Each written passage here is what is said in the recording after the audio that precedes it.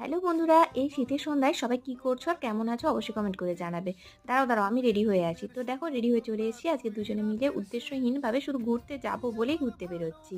তো চলো রেডি তো হয়ে গেছি, এবার বেরিয়েও পড়লাম। আর রাস্তায় বেরোনো মাত্রই হাজারটা কাজের চিন্তা মাথায় চলে এলো।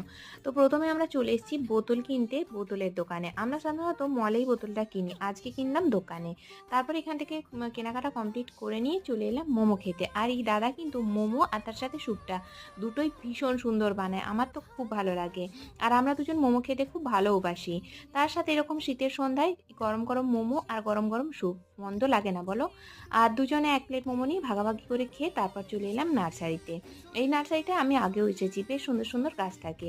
তো এখানে এত গাছ থেকে আর লোভ সামলাতে পারলাম না, তাই এখান থেকে নিয়ে নিলাম চন্দ্রমল্লিকা, ডালিয়া, টোরেনিয়া আর নিয়েছিলাম রেড কালারের গ্লাঞ্জো। এখান থেকে কি কি গাছ নিলাম পরের ভিডিওতে তোমাদের সাথে শেয়ার করব। তো চলো এবার বাড়ি যাওয়া যাক, টাটা।